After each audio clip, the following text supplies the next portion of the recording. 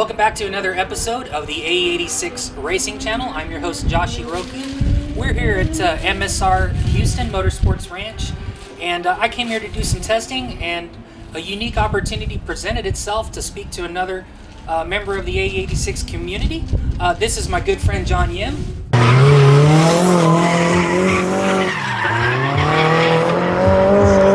How's it going, Joshiroku? Good. I've known John for quite some time. He's been a fixture in the Texas AE86 scene probably since I can remember about 2003, around that time.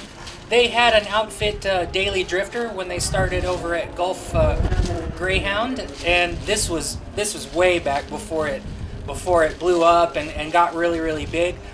He was also a member on Club 4AG, the original forum for the Corolla enthusiasts, and I'll go ahead and let John tell us a little bit about his history with the AE86 and where he's at now.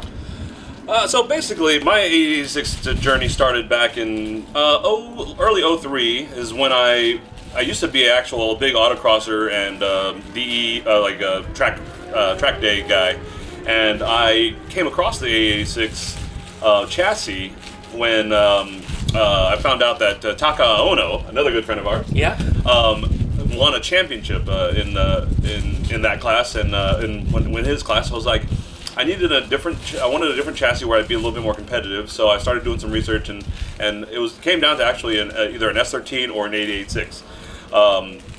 So this was all before I even knew about drifting. And be clear, that was it an SCCA? Oh, an SCCA autocrossing. Yep. Right. He before drifting was big with Taka.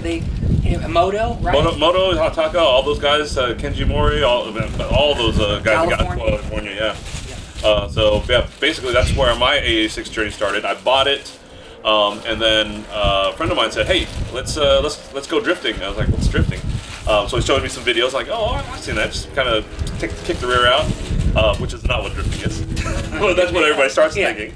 And so I started going to some events, made friends with the organizer who was doing what's called a Daily Drifter, which is our local organization. And he asked me, "Hey, you're a big autocrosser, you know how to set up courses and everything.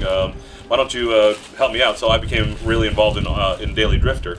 That was Alex Bahena. He's still kind of into cars, but more into off-roading now. And oddly enough, he bought the house right next door to me. So.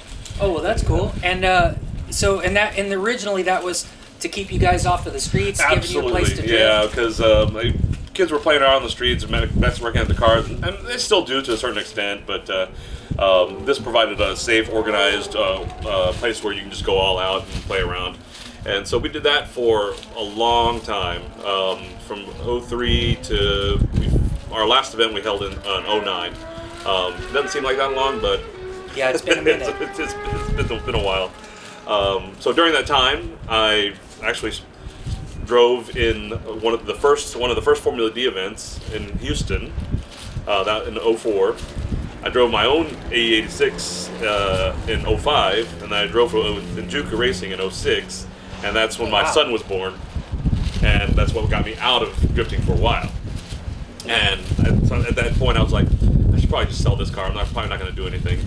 And but we had a funny story. You want to tell that part? Yeah. So I had got the V8 car in Time Attack to where I wanted it. It was performing really well. I wanted to get into drifting, and I really wanted another AE86 chassis. So I got word through Gabe, actually, from Techno Toy Tuning. He had told me, "Hey, John's up in Houston, and he's thinking about selling his car." So long story short, drove up to Houston, took a look at the car. It was caged, it was black, it had a 4AG ZE, the supercharged variant of the 4AG. And which is what I ran in Formula D. Right. He ran in Formula D, and I knew it was a good sorted car, but I had an attachment to this original chassis, which is now the Time Attack car, which I had sold as a rolling shell, and I knew that I might be able to get it back. So I kind of changed gears then, and told John I was going to go ahead and pass on the car. And the funny thing about it is as you were telling me, if I'd have bought the car, you might have stopped drifting. Probably so, and it turns out that since you didn't buy it, I was like, maybe I should just get back into it. The kids are getting older now. They don't need as much attention. I have a little bit more time on my hands. So the car that I have now is that same car, just awesome, pumped up, yeah, big time. So yeah, it's sometimes things work out that way. That now we're both driving the 86 coupes. Yeah, no, that's awesome. Why don't you tell us a little bit how the setup has changed? We know it's not a 4A GZE now, right? No, that's so I sold that engine, and don't worry, it's actually still in a A86. It's sold it to a buddy, my buddy O'Neill, and he put it into his coupe, and I got to drive it actually a few months ago, and he's got that thing running probably better than I had. Oh, that's awesome. It's really good. Now the steering, his chassis work still needs a bit of work, but the actual engine runs really smooth. But I ended up I got back into cars at one point, and then I bought an STI. I was driving that, and that was going to be my front track car. And I was like, oh, I really like the 86. Let me change gears myself. I sold the STI, pulled the GZE out, and bought an SR. And I know a lot of guys don't like that swap, but it's a good fit. So I had certain requirements. It had to be low stress, make about at least around 250 horsepower, and just be reliable. And so I don't even have a crazy tune. It's stock ECU with a tune on it, stock S15 turbo, a little bit bigger injectors, nothing fancy, but it's enough to put out close to 300 wheel horsepower. Yeah, that's a lot. It's quite a bit. In a light car like that. Yeah, in a light car, it moves pretty good. And so, I mean, like I do, is like you run into rear end problems at that power level. So, yep. Oddly enough, I actually found a Celica Super chassis or rear end. Mark 1. Mark 1 over in Corpus. And so, came by, snagged it out of a junkyard.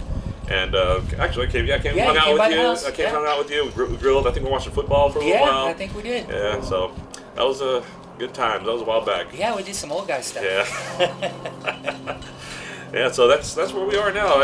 I don't do anything perfect or high end stuff. I just kind of go to the local events, play around. I do want to do some more traveling. I have been doing a little bit since. This last year, went out to Albuquerque, drove at Sandia for a little while with Dan Brockett, with their drift organization. I've been going to New Orleans. You've been there. I love NOLA. NOLA Motorsports. I actually got to drift the big track, the North track this time, and holy cow, that track is super fast. Did you meet our buddy Jeff over there? Jeff Perkins, yeah, of course, actually. Yeah, another hardcore Toyota guy. Has some really, really nice stuff. He's a hoarder. Yeah, he's a hoarder, and he's in the best part of the country. You know, you find these cars over there, they're pristine. Yep. Do not go on track. Oh. Sounds like we're going to be going back on track soon. All right. But, yeah, just wanted to touch on all that. Take the opportunity to come out, hang out, take some pictures of the cars, talk a little bit about AE86, our AE86 history, and that's really the point of the channel, is to try to get around, and any opportunity we get, while we're out here having fun, try to get with other guys and share a little bit of their history. And you're not locked into any one thing with this chassis. You want to time attack it, we'll build a time attack car. You want to drift it, build a drift car. You want to slap a 2J or an LS in one and turn it into one of the fastest drag cars, door slammers in the country, you can do that. So you can raise it, and rally it. Yeah, you can. Toyota rallied it for a little while too. Yeah, you can do pretty much anything with this chassis, and that's really what it's all about. But I want to thank you for coming out and hanging out with me. It's good seeing you. Yeah, good to see you, brother. Thank you for the shirt, the new shirt.